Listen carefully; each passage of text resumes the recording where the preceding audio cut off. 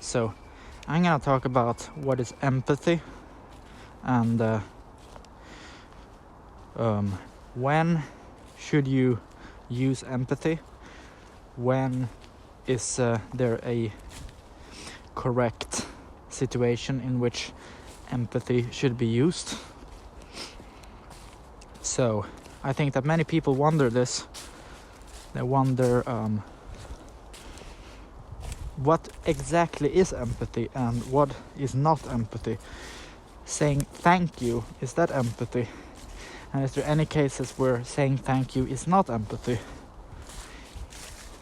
That's what I'm going to talk about. Well, saying thank you to somebody can probably be empathy, but it doesn't have to be.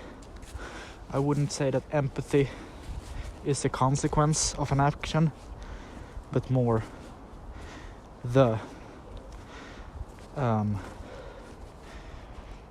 cause of an action. But what exactly is empathy? Well, have you ever gave someone a birthday gift? That's empathy. Well, you know what empathy is. Why am I making a video about this?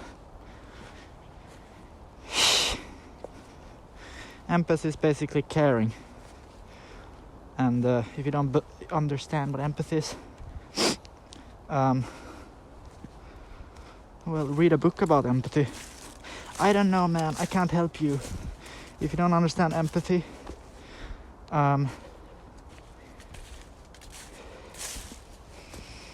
but you probably can.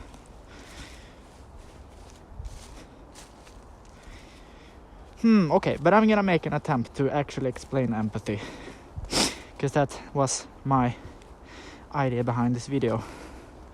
So, what is empathy, and when should you use empathy, and when is it correct to use empathy? Well, should you use empathy whatsoever? Well, yeah, sure. It's pretty nice, I guess. And some jobs want the employees to be empathic to the people they communicate with, the customers. So then you should definitely use empathy.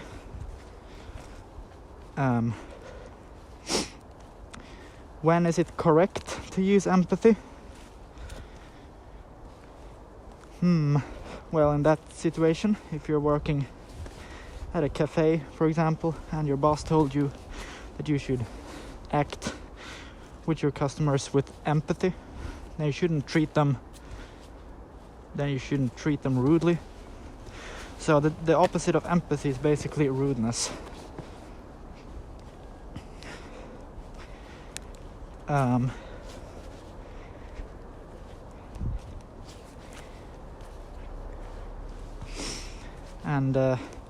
Can every person understand empathy?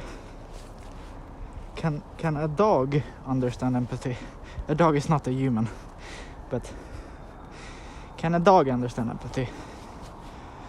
Maybe, but I don't really think that the dog has any reason to understand empathy. Maybe the dog understands a little bit of empathy, but I don't think that the dog cares that much.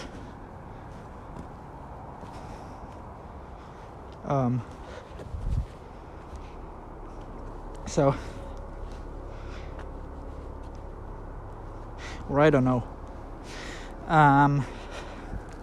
But empathy is basically, what the fuck is really empathy? So sometimes a person can wanna be honest, and they can wanna be as honest as possible. And is that because of empathy, or is that because of fear of not being honest? That can be a tricky one. Because if a person is afraid of not being honest, what is that because of? Is it because of religious beliefs? Is it because of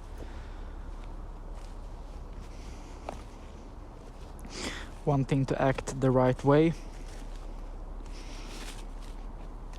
It can be because of many reasons. But being honest is often not an example of empathy. Being honest is just being clear. Empathy, that is an action that you do not because you want to impress somebody, not because you want to act the right way, but because you like when things work in a pretty kind way, and you want things to just be nice, because the alternative to empathy is rudeness, and you see that there's an alternative, so you choose empathy. That's what empathy is. It's when you see that there is an alternative between acting empathic and acting rude. So you choose empathy, but another time you might choose rudeness because you want to get something, and that's more important than being empathic. So it can be a tricky question, what is empathy really, but I think empathy is related to caring and related to kindness. And if you're living an everyday life, you're probably encountering many people as you go through your day, and sometimes an action of empathy could be just stepping to the side when you walk by somebody.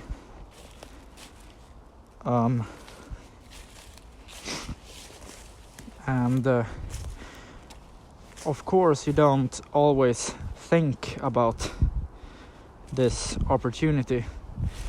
Of course you don't always have it in your head that you can step to the side when you walk by somebody.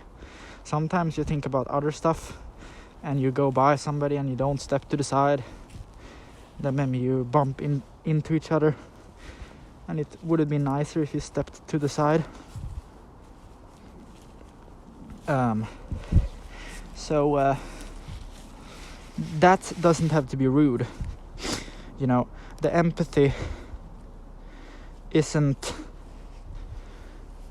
a result of you avoiding a rude situation. Empathy is a thought that you have of an action you can do to make someone's life easier or better.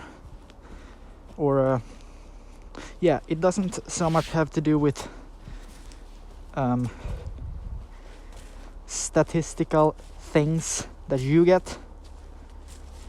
It has to do with statistical things that other people get. And if you act empathical, they get something, and you can go away from the situation and feel like you have gotten something because you've made someone's day better.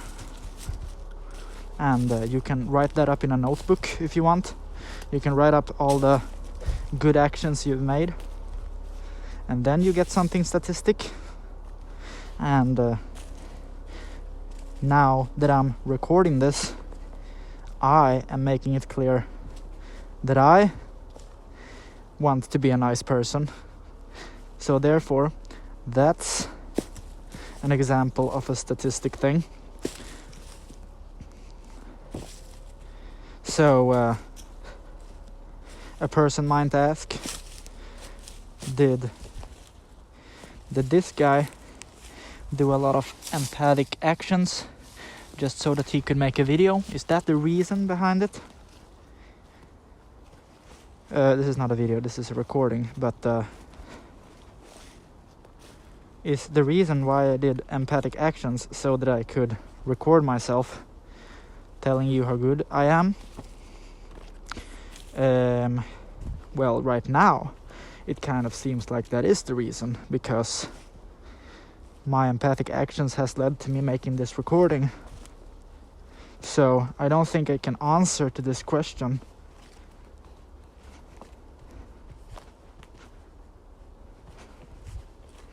So let's talk about something else. Let's talk about energies, because every action has different kind of energies, and if you feed an energy into a thing, that thing often does something with the energy, and other energies come out. When you eat food, your body uses the energy in the food to convert it to another energy, which is the energy that makes you able to, well, use your muscles. Muscles take a lot of energy. Yeah, and all the other things that a body needs energy for. But there are also invisible things that get energy, and they are not part of the physical reality, but they are still things, and they still take energy, and they still convert that energy to another energy. And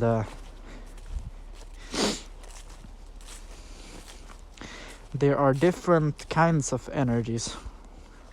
There are many different kinds of energies.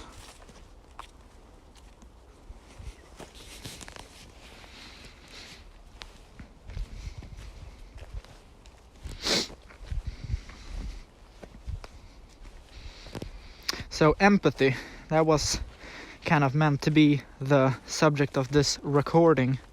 Is empathy a form of energy? Of course it is. You know, if you act empathic to somebody, of course you're giving this person a certain kind of energy. Maybe you're getting a certain kind of energy yourself. Of course it's about energy. Is everything in life about energy?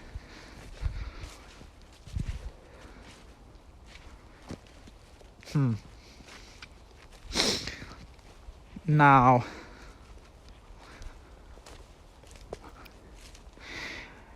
I said in the beginning of this recording that there's a difference between an action which is a cause and an action which is a effect of another thing.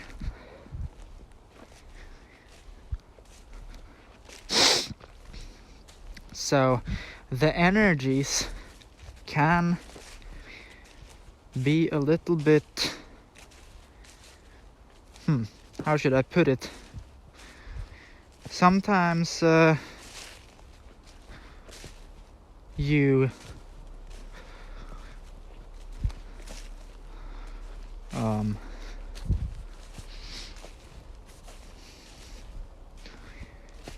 sometimes you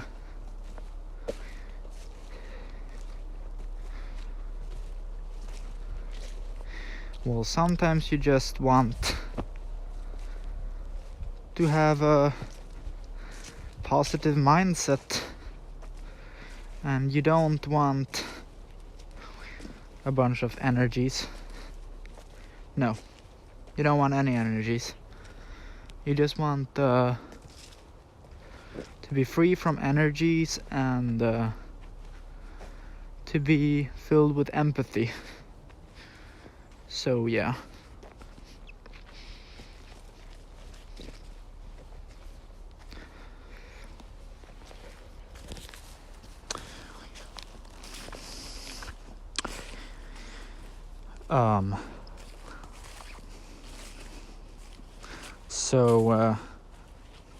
What is the difference between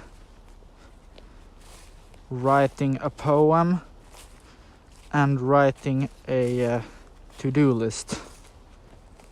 Both are ink that make up words on a piece of paper, but the to-do list is created for a purpose that is systematic.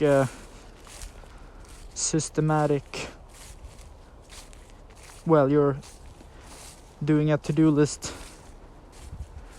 to get your life more systematic, because then you don't have to remember the things you wrote down on the to-do list. So the purpose of the to-do list is to systemize your life, to make your life more efficient, basically, because then you don't have to keep the things in your head that you want to remember. So you create a to-do list, and the purpose of the to-do list is to make your life easier. And what is the purpose of making a poem? Well, first of all, that definitely depends on the person, because a to-do list is always the same. A person wants to remember things and they write a list about it, but a poem is not always the same. Because a poem, what is a poem? A poem is a bunch of words that all kind of make up something like a story or something similar. It can be that the words rhyme, or it can be that the words kind of make you think about certain things. It can be that the words make somebody have a thought that they didn't have before. It can be that the words of a poem give somebody a smile. It can be that the words of a poem makes somebody, well, you don't need to get happy. There are poems that make a person sad, and the person can walk away from reading the poem feeling worse than they did before they read it. And the way a person feels when they read a poem doesn't have to be the purpose of the poem. The person that wrote the poem doesn't have to be writing it to get a reaction from the reader of the poem. The purpose of the person that wrote the poem, why he wrote the poem, is only a question you can ask the person that wrote the poem. You cannot analyze a poem and come up with an answer to what the purpose of the writer of the poem is, to what the purpose of the writer of the poem writing the poem is. But you can with a to-do list. But can a to-do list be a poem? Yes, it can. You can write an imaginary to-do list, or you can write a to-do list of a dream world where you cannot do the points in the to-do list, but you write them down anyways as a form of art, or as a form of poem, you can call it. And then the purpose of the to-do list is no longer to systemize your life, but to bring up thoughts that wasn't there before, for example. Just like the poem, because now it is a poem, but it is also a to-do list. It's a to-do list poem. So this is very tricky. Instead of talking about the difference between a to-do list and a poem, I could talk about the difference between a systematic text and a text that is art, because the concepts systematic text and text that is art, those two concepts are not things that you can prove a text to be. Those two concepts are opinions that anybody could have. You could ask the writer of the text, but you don't have to have an opinion. If I found the poem and I wanted to know the purpose of the poem, I would ask the writer, not myself. So, and poems doesn't always have to have purposes either. Sometimes you just want to write a poem, and you can do it because it's cool, or because you want to give it to somebody. It can be an action of empathy. It can also be a hate poem in order to piss somebody off that you really hate. It can also be a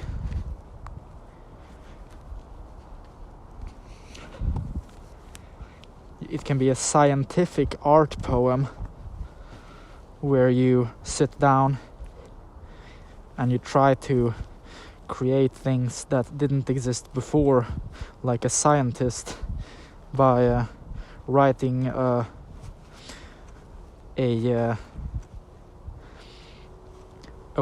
writing words in an order that is written in a way that you have never written words in an order before, that you came up with the purpose of creating something that wasn't there before. And that you can consider art. You can consider it scientific art.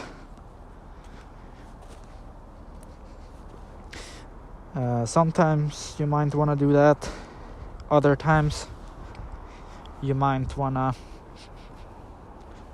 just use the building blocks you are familiar with, or the building blocks you have,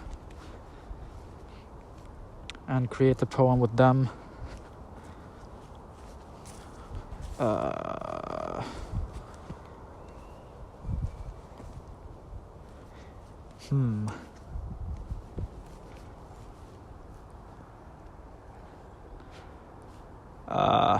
I'm not sure about that thing, that last thing that I said.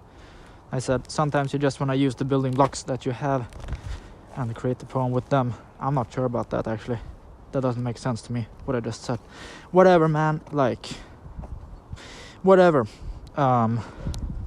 So, I can tell you more about scientific art. In the 90s, there was a movement, an art movement, or a music movement, called turntablism, and it was a form of making music that was very popular in the 90s, but it's not as popular nowadays. And if you look at interviews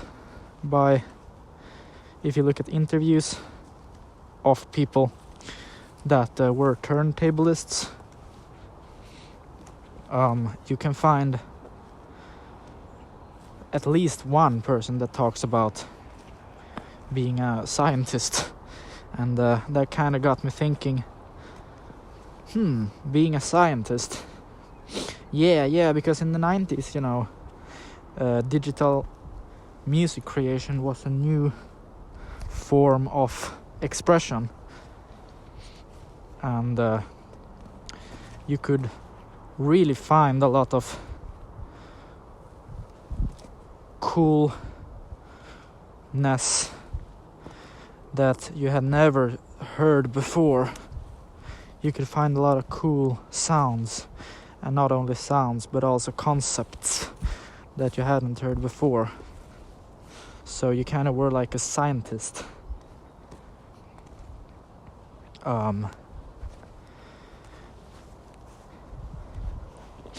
Sometimes.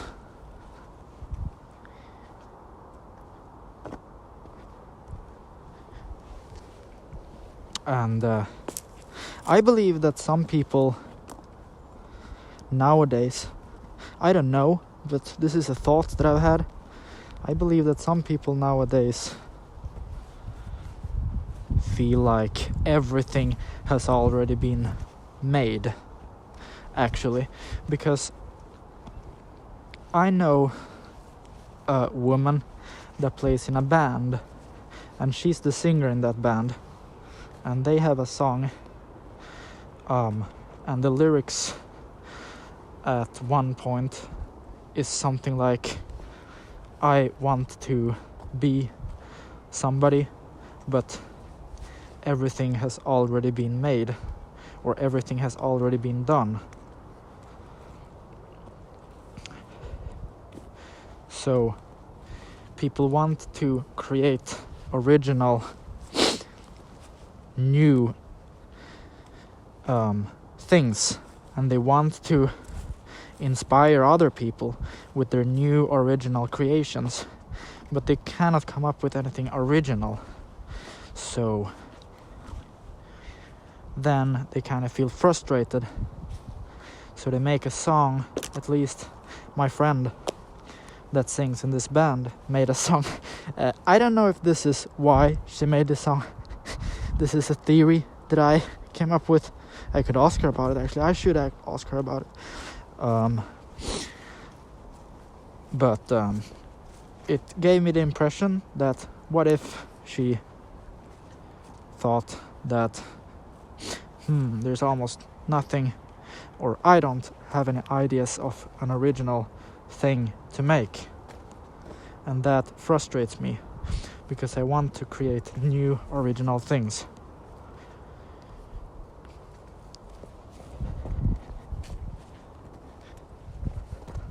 So how should you tackle this frustration?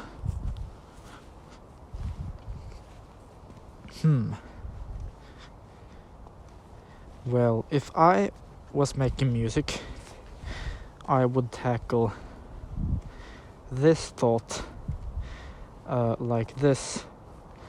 I wouldn't want to make original things. I wouldn't have a problem making a song identical to a song that has already been made. I would, if I make a song, I would probably choose different sounds that I think work good together, and I wouldn't really think that much about whether someone else has done the same thing or the same concept.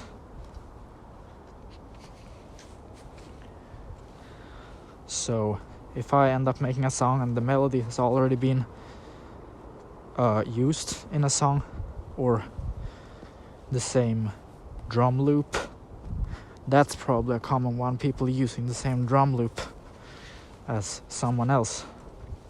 You know, I try to not care about that.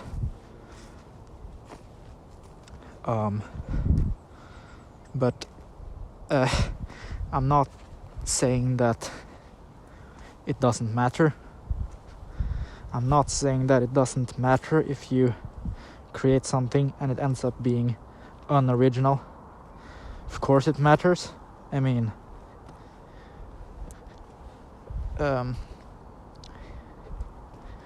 everybody's different. To me it doesn't matter, but to another person it can mean a lot. Whatever, man. And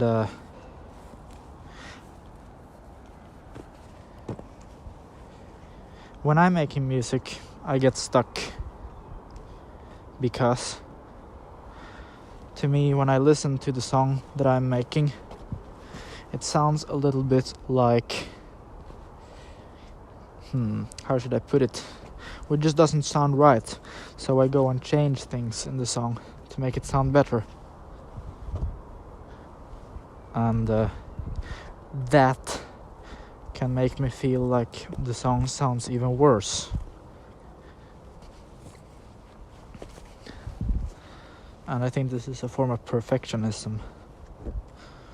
And everyone that is an artist has their own artistical journey where they encounter problems in making art and find ways to tackle these problems. I think so. Yeah.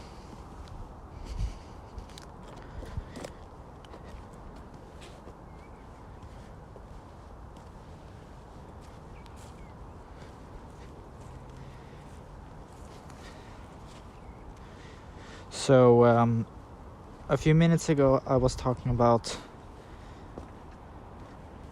what was I talking about? Poems and to-do lists and how they differ.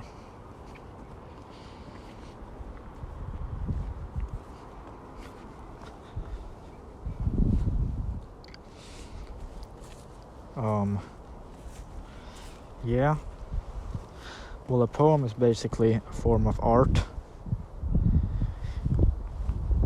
A person that writes a poem can do it, for example, because they want to be a scientific artist and create a text that, for example, triggers thoughts that nobody had before. Somebody can try to create something original, but another person might want to write a poem where a person can be sitting down to write a poem but think to themselves that there is nothing to write about because I want to find a subject to write about, and I feel like all subjects have already been written about. So even though I choose my own words, this is not gonna be original, and I want to be original.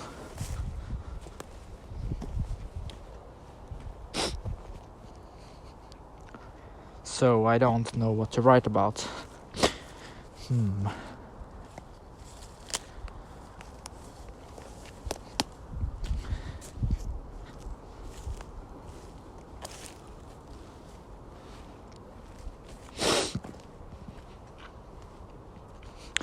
And then maybe you get an idea. I will just write the most random words that come out of my head, like words that doesn't even make any sense why they come out of my head, such as garlic bread with the rays of a sun reflected on a red car with a model from the future, and afterwards the rays are being eaten by a big potato smoking a pipe.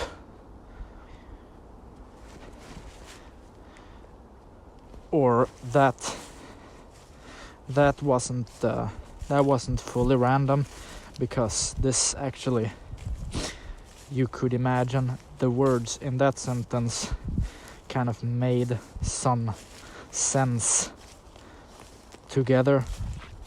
What I meant was something like stickweed balloon in a hole underground 1 trillion kilometers west of the solar system's east dragon swine spine.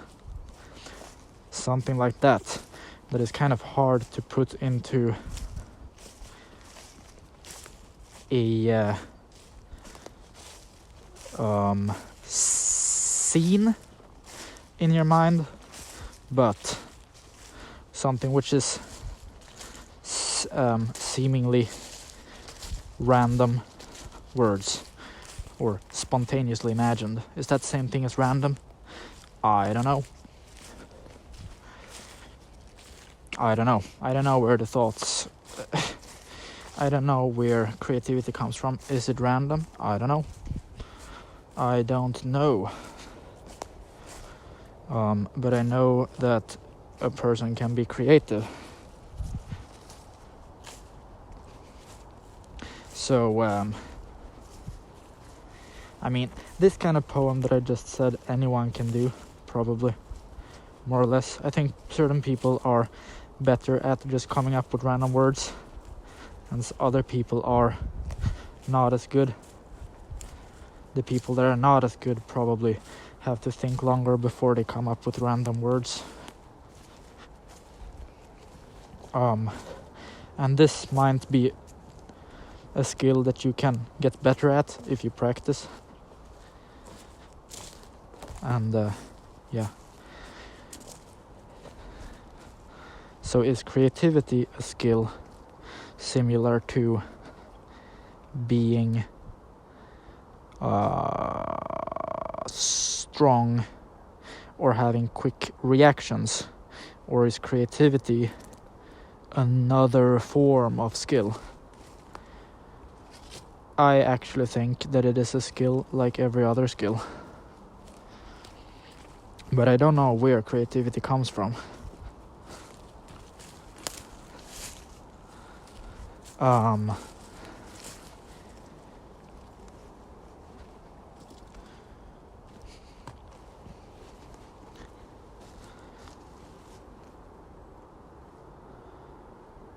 From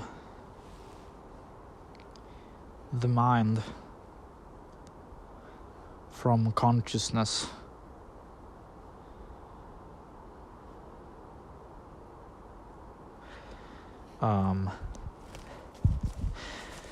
And this person that I was talking about can sit and write a poem. And let's say they wrote it in the way that I just explained. They come up with random words that doesn't even fit after each other.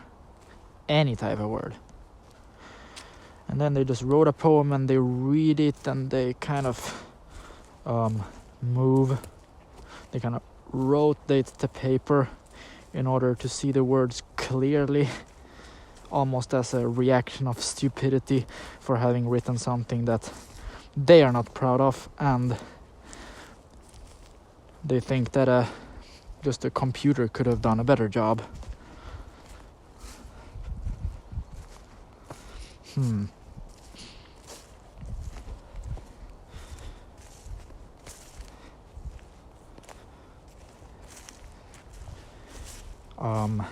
What do you do then?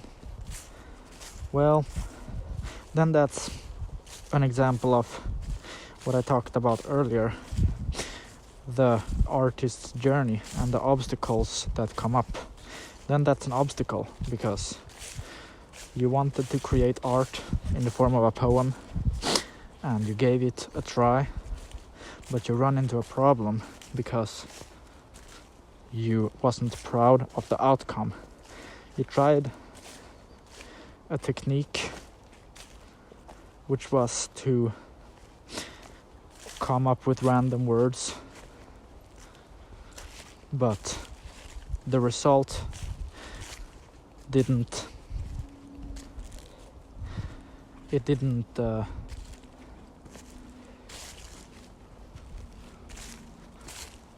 interest you. So now you got an obstacle. How do you tackle this obstacle? You could, for example, try a different technique. You could write about a seemingly stupid, random thing, such as a leaf. You could write a poem about a leaf, and you can use the technique of writing about certain aspects or features of the leaf. How the leaf looks, for example, how the leaf sounds, how the leaf feels when you touch it, stuff like that. You can write about those aspects of a leaf and you can create a poem out of it. And that's a new technique. So you just wrote a few lines of words, a poem, and you look at the poem and you rotate the paper around on the desk and you're not happy. Again, you crumble the paper into a little ball and throw it in the garbage can.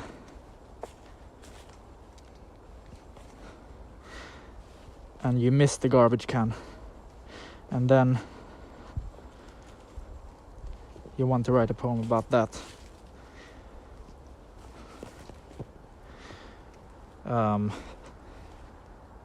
No.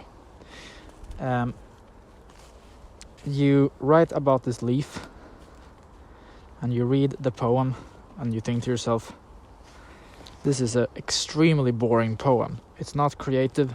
It's just a few sentences describing how a leaf looks and feels. And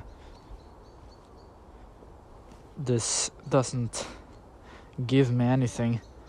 This doesn't make me feel good when I read it. It doesn't surprise me. It doesn't lead to any insights or any thoughts that I didn't have before. This poem is boring, and you throw the paper away. But you want to give it another attempt.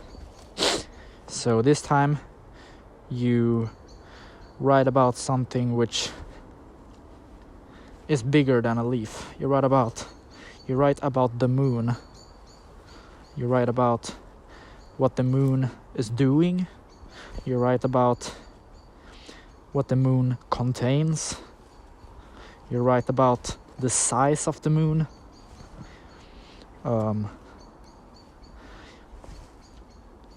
So when you're writing this, and you're writing the size of the moon, you can compare the size to other things. And you found the rhyme. You found a way that the size of the moon compared to the size of the earth rhymes with the size of the earth compared to the size of Jupiter. So now it became a poem of planets, which sizes are compared to each other. And you found out that words rhyme. So it looks a little bit like you're comparing a human to a house, and a house to a mountain, and a mountain to something else that is big. I don't know. You found basically a concept now. And the concept wasn't something you sat and thought about when you were holding the pencil and thinking about things to write poems about. It was a concept that you came up with while writing a poem. But that doesn't matter. I mean, you could have came up with this while you were not writing a poem. But now you got a concept that you like.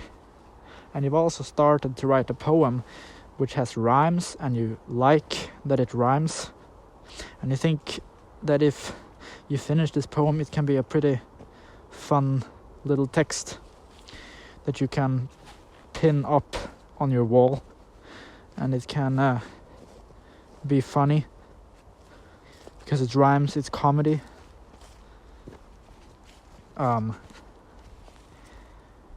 So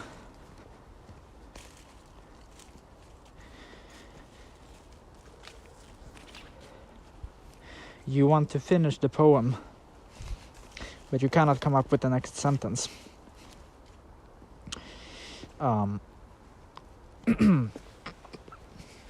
So, if somebody writes a poem with the purpose of creating a comedic effect,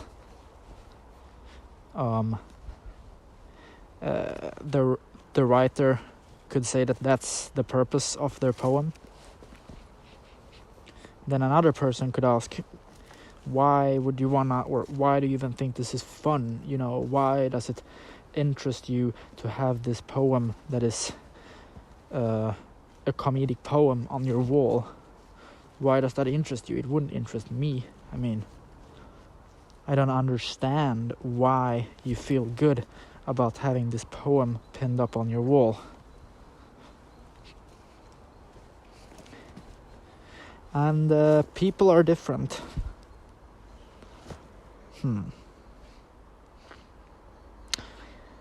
You know, some people prefer one thing while other people prefer another thing. Some people prefer some brand of shoes while another person prefers to go to a leather worker and have them make shoes for them. And another person thinks that it's weird to have shoes that is made at a leather worker. And another person think it's weird that, or to have shoes that are made at a leather worker. And there is no absolute weird when it comes to shoes, because shoes are a piece of clothing with the purpose of protecting your feet, and there's many purposes to shoes. A woman can have shoes with high heels in order to attract a man. Then that's the purpose of her shoes. A man can have shoes with purple shoelaces, because he saw them in a store and he liked the color and he thought that he would rather have them than his black shoelaces. And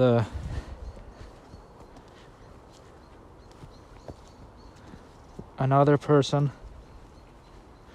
can have a very high rubber waterproof shoes. Then their purpose of their shoes, then the purpose of their shoes is to protect them from water while they're walking through a swampland. And another person can have shoes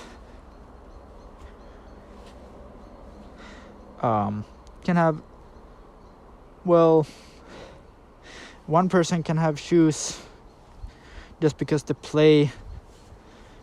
play a role in a movie. I mean,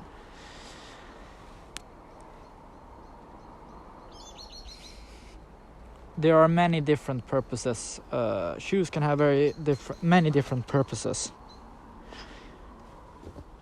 Let's go back to the example of the man that bought shoelaces in the color purple for shoes. What was the purpose of this man's decision?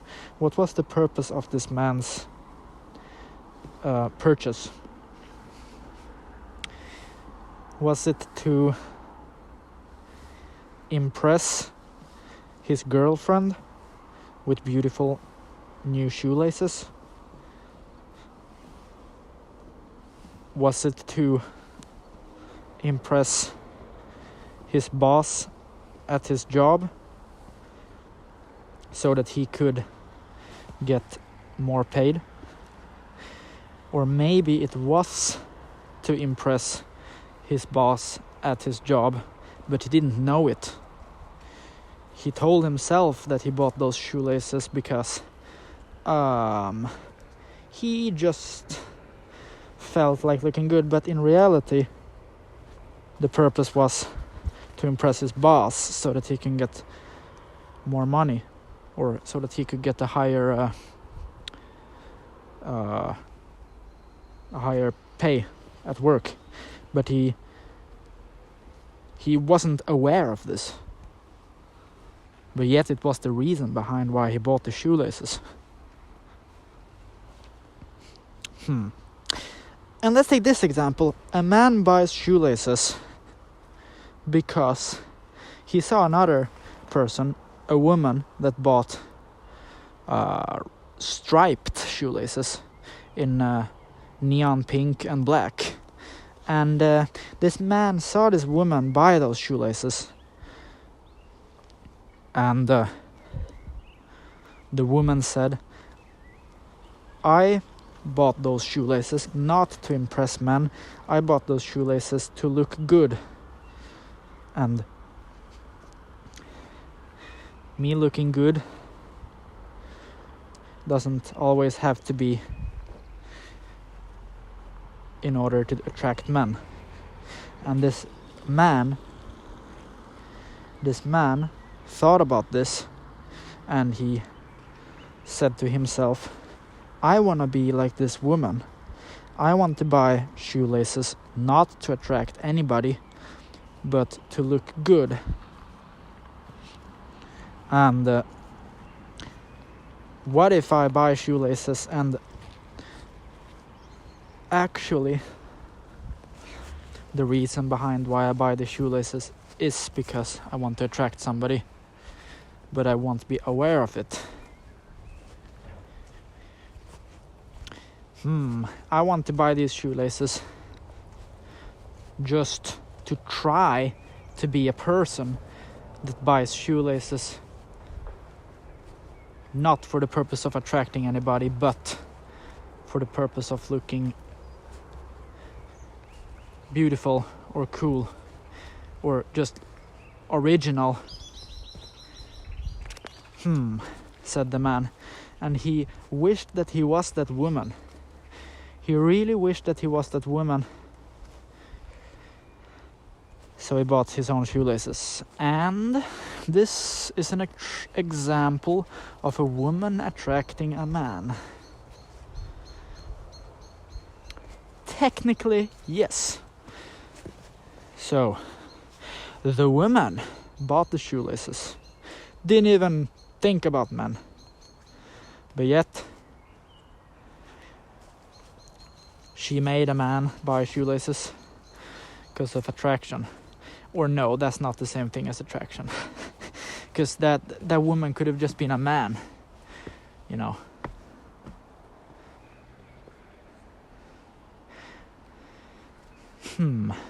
So, yeah. What is the purpose of anything?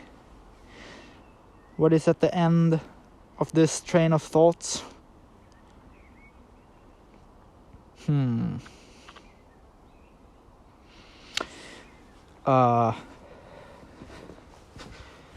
I don't know, but we are at the end of the train of thoughts.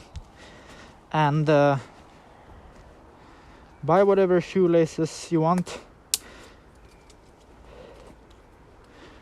I think it's hard to buy shoelaces that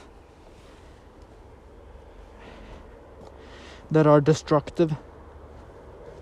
And if there were shoelaces that were destructive, I would recommend you to not buy them. But I don't think there are. So I say go buy whatever shoelaces you want. I have green shoelaces, so